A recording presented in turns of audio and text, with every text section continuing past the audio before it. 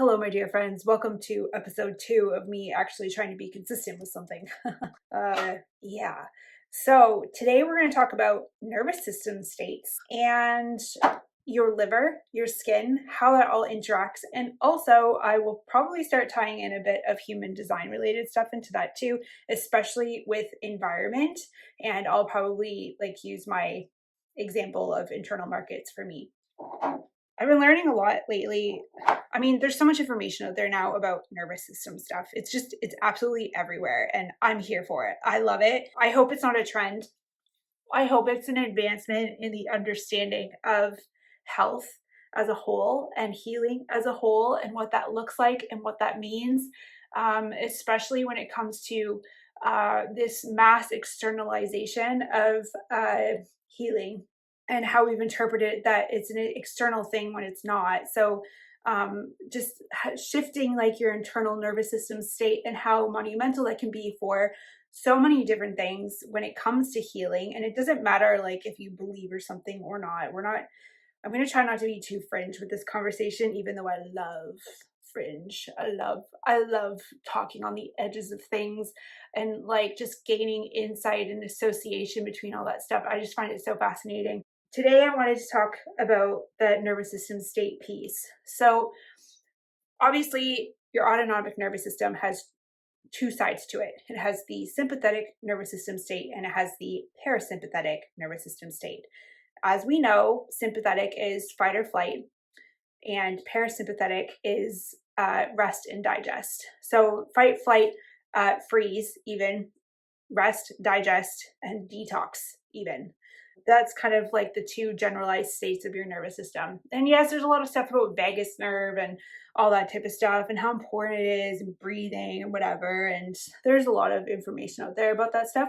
Find it super interesting. Am I deeply fascinated by it right now?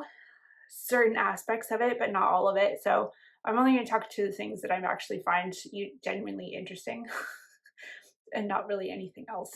So I found out, I guess I made a realization this morning about the liver and its nervous system states, that it has almost its own nervous system as well, but it has a sympathetic branch or behaviors, and it has parasympathetic branches and behaviors. And it's really fascinating when you think about that from even a skin health perspective, because in botanical medicine or traditional naturopathic medicine, skin health is very closely linked to your liver. Even in Chinese medicine or traditional Asian medicine or traditional Chinese medicine or Asian medicine, there's livers associated with stagnation. Stagnation can mean breakouts on the skin. It can mean a lot of different things. Acne can be a lot of different types of diagnoses from an Asian medicine perspective. So I won't go into that too much, but that whole idea of stagnation, which is liver, and also too with all the stuff about anger. So liver is almost like that seat of anger, which is really interesting when you think about it. Because anger to me is a stress response. Anger is a not self theme for a manifester, but frustration is a not self theme for a generator. And frustration can have similarities with what anger is. I think anger is just a more defined or more extreme version of frustration, but it's all kind of on a spectrum, right? So that's really interesting as well when you think about that, because the majority of the population are generators, and generators, not self-theme, is frustration. Frustration, maybe we associate more the word frustration with what the experience of anger might possibly be, or how we experience anger. So interesting little insight there. When you're in sympathetic nervous system state, your liver is going to be doing things that help upregulate energy reserves, or you have not necessarily reserves, but you having more energy to run, get away, or whatever you need to do, right? So when I think of sympathetic nervous system, it's glucose utilization, insulin upregulation, things that will help get energy to our muscles and to our cells so that we can run away from whatever the problem is a lot faster. That's kind of your sympathetic nervous system and the liver's involvement and what that looks like.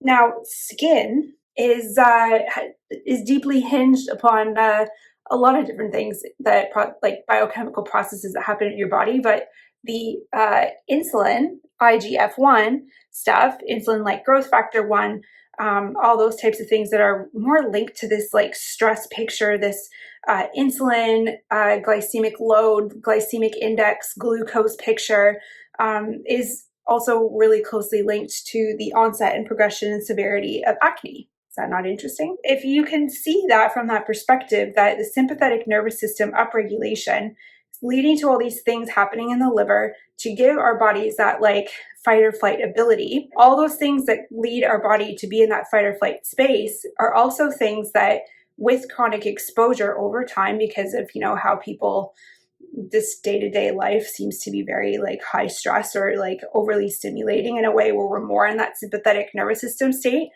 Look at all the things that it potentially or possibly doing to the biochemistry of our skin health. When the liver is in parasympathetic nervous system state, it's not looking to create the abundance of glucose or, you know, all the stuff that we need for fight flight type of mode. We're in rest and digest. So it's going to be doing things to upregulate the abilities of metabolism.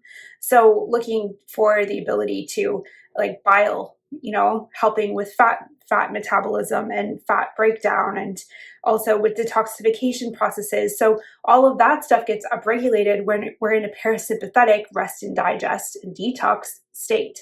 All of that stuff is really critically important for your gut health, your adrenal health, your energy reserves, anti-aging, slow aging, cellular health, all that type of stuff. It's so closely linked, and inevitably is also linked to your skin health. pH balancing, always need to pH balance our skin after we cleanse it. And moisturizer, this is a little special one, by the way. This is one that is not yet out on the shop. It is a prototype for an upgraded cream, and I am here for it. I'm so excited. I'm so pumped for you guys to have access to it. Just kind of tweaking some final pieces of it, but it's basically the barrier repair cream, but on steroids. Okay, how does this all tie into human design environments? I really do believe that our environments are a big part of wellness.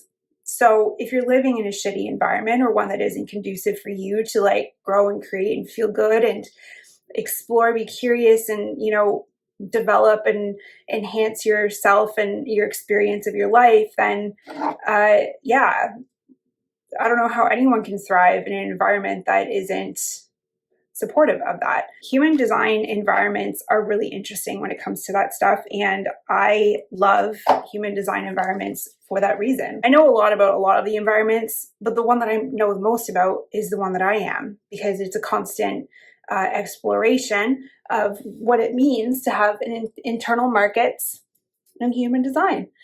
And yeah, I find that a lot of stuff that's out there isn't entirely accurate. And I say that it's not entirely accurate because of my experience of it.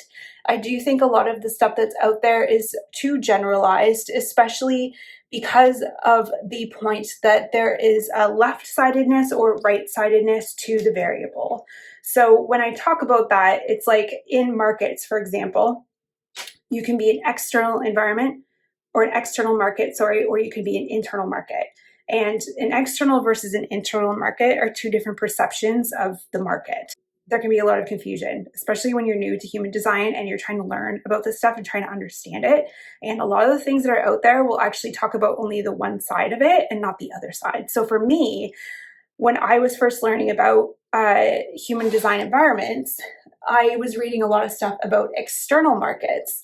Well, I don't really relate to external markets so much. In fact, I don't really do well in an external market setting. And yeah, I mean, there's layers to that. Don't get me wrong. So like when I'm in an overly stimulated environment, is it because of the fact that I'm not in an environment that's conducive to me like being in a good nervous system state? Or is it because that environment, like an external markets environment to me, is overly stimulating because of, you know, certain belief systems that I have, or different types of quote unquote like traumatic events in my life that, you know, would have led me to be overwhelmed in stimulating environments. So there's a lot to that. There's a lot of layers to that. So like, let's keep that part of the open-mindedness of this conversation, that I don't know everything. I don't care to know everything. I care to be open to exploring things. And I think that's the most important part. When it comes to external versus internal markets, I feel safest. I feel rest and digest type of state, like parasympathetic nervous system state, when I am in my ideal environment, which would be the internal markets. So internal markets is about selectivity. It's really about like just knowing yourself. It's about knowing what's right for you, and what's right for you in your environment. And your environment just doesn't, like, we're taking in things from our environment all day long, right? So it would be dumb to think that your external world isn't influencing your internal world to some degree. So yeah, that's something about internal markets that I have learned a lot about lately, is this whole idea of selectivity. And that's what it is, right? It's not about the hustle and bustle of like how we would typically think of a market. Like when I think of a market, I think like Saturday morning market. What does Saturday morning market feel like to me or look like to me? It looks like a lot of vendors everywhere, a lot of people walking around, a lot of buzziness going on. And I'm not averse to being in those environments, but it's taking the element of it. What is it about that a market experience that I find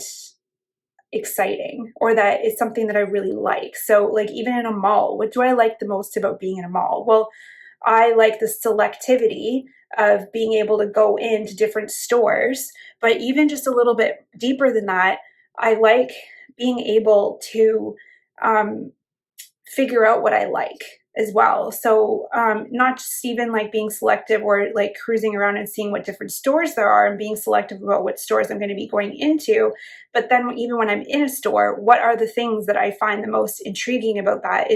It's the selectivity of feeling the different fabrics. It's the experience of like wanting to be in the store, of, you know, how the store looks to me.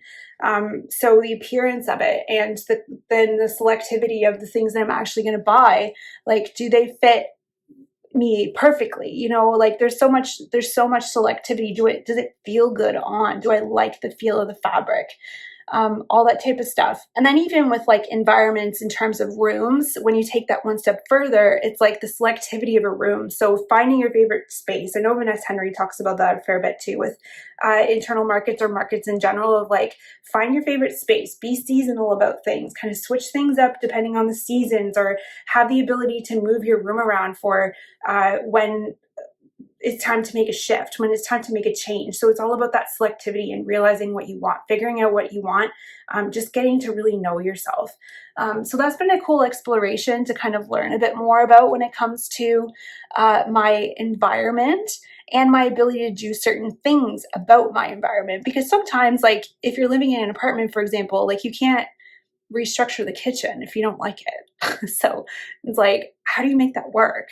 That can be a little bit tricky, but I think it's about just working with what you've got up to a certain point, obviously, and that's what I've done my best to do. Now, the internal aspect too, something that I really personally thrive in, is I personally enjoy people being invited into my space. So there is like an invitation element to it, that I want them to be invited into my space. I don't necessarily want to go to their space. So that's a big element. And that's where like the internet, being able to converse with people, like YouTube to me is a market, but it's a great market for someone with internal markets, because I'm seeing it through the comfort. Like I can enter like the market and I can leave. I have selectivity around like things that I want to be selecting out or taking a look at.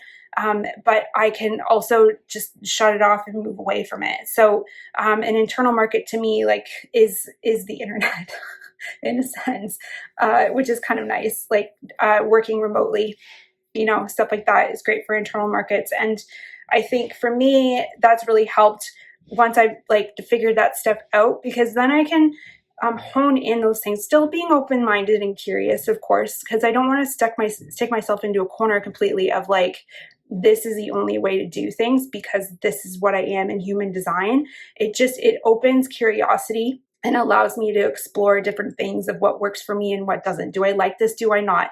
Maybe I just don't like this right now, but I like this right now. So just bringing that selectivity, which I never would have unless I had an interest in human design and have spent years, actually years, like figuring this out and truly getting a deep understanding of WTF they're talking about, because I think there's a lot of jargon out there. There's a lot of stuff in human design that I feel like doesn't make any sense.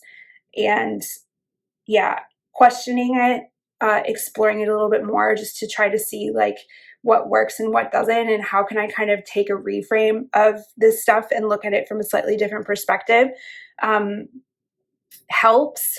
But ultimately, in a roundabout way, talking about the environment in human design is that helps with nervous system regulation. We don't reset nervous systems, we re-regulate them or reprogram them in a sense, where it's like we're just bringing awareness to how we feel in different situations and becoming more emotionally resilient to things, being like checking in with the nervous system as opposed to ignoring it, right? Like, I don't know if you guys are like me, but like I always override my nervous system.